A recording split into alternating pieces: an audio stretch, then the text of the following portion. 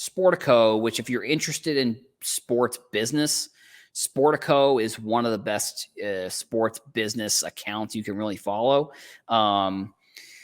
They broke down average value to revenue multiple, which I'm guessing is basically just like revenue versus their average value of the team. I think that must be what it is, based on most recently published team values. Yeah. So, and the MLS is in first, which I think if you have been following soccer over the past few years in the United States, outside the United States. Either way, if you've been following soccer at all, I mean, I've seen, because there within the MLS, there's also the United States Soccer League. I think that's what it's called. But like if you look at those teams, their stadiums are like filled, like so.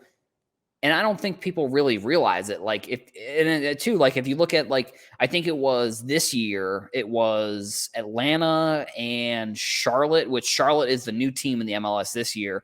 They both broke the attendance record for, it was the first time that I think it was over 40,000 fans had been at two different games on the same day.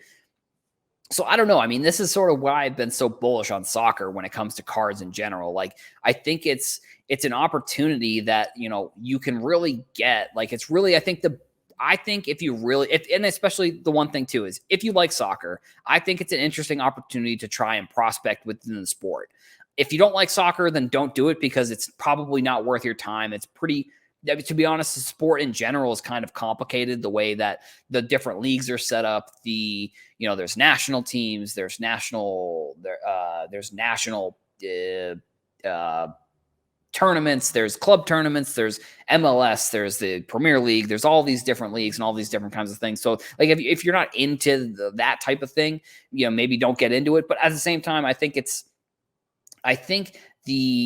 the sport being a little bit more complicated and understanding it almost is maybe the reason why I think some soccer fans are so diehard, because once you really get into the sport, you really, like, for me too, like I just dove into everything. Like I wanted to learn about every single thing, about every single league, about every single tournament, all the, the World Cup, obviously, now we have the Nations League, we have the Gold Cup, there's, the Premier League, there's the Euros, there's the Copa America, there's all these different tournaments and all these different things you can learn about the sport.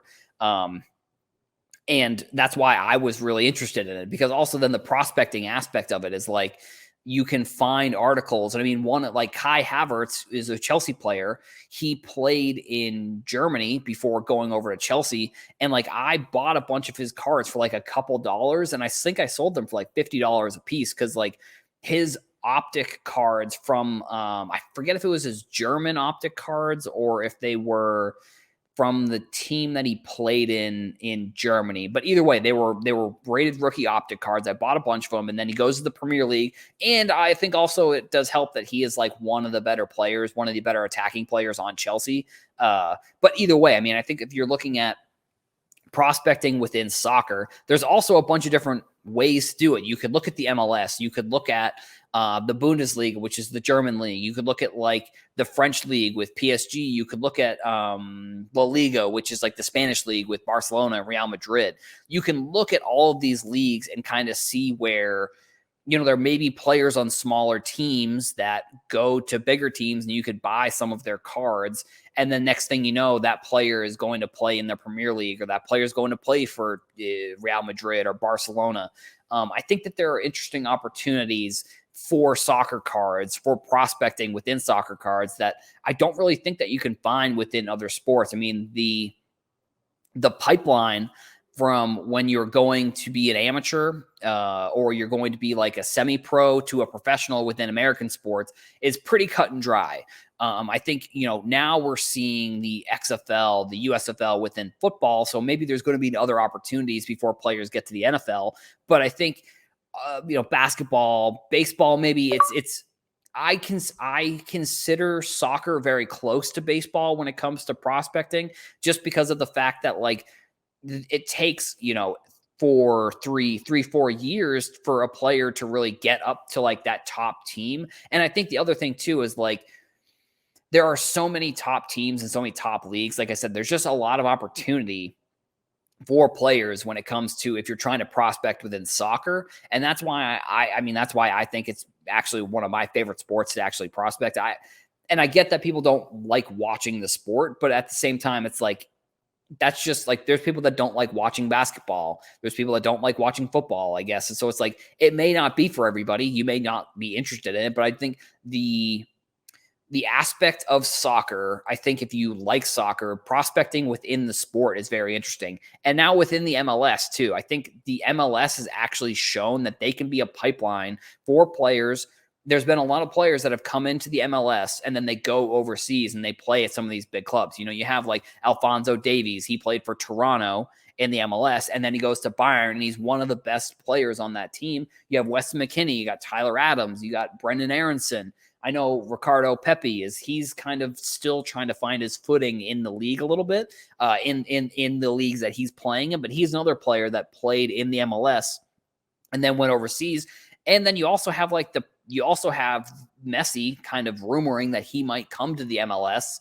That would be, I mean, I think that would blow the sport up. And I think if you're looking at, I think there was a rumor that he might come to the Miami team. I'm not sure. Like, there's so many. That's another thing with it's kind of like the NBA where there's so many different rumors about the sport, like in general, about where a player is going to go. People are kind of just interested in the drama that comes along with like where a player is going to go. And I mean, if Messi comes here to the MLS, I mean, you could see potentially this.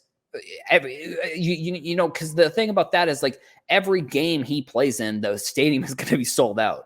And if he shows that, if that happens, that then could lead to, other teams going out and getting other top players to come play in the MLS, which then leads to, more revenue when it comes to the league, more eyeballs on the league. They obviously just signed that huge Apple TV deal, which I think in like 2 or 3 years is going to be like a steal. It's going to be very similar to like, let's see. I mean, what are some other examples? Like, it's going to be like Facebook when they bought Instagram for like $1 billion, like, and now or whatever. I off the top of my head, I forget what they sold for. But like when Facebook bought Instagram, if you look at that now, it's like I almost think it could be very similar in terms of like the growth of that specific deal. Obviously, it's different businesses, different types of contracts there, but like I think that Apple TV deal, like whenever that Apple TV deal expires, the MLS is going to have a huge amount of leverage when it comes to who they sign next. I also think with that Apple TV deal, it's kind of cool. You can watch, if you get Apple TV and you get the league pass, there's no blackouts. It's not like the MLB or NBA pass where some of the games are just blacked out and you can't watch them. You can watch all the games on Apple TV. It is kind of unfortunate because it kind of hurts it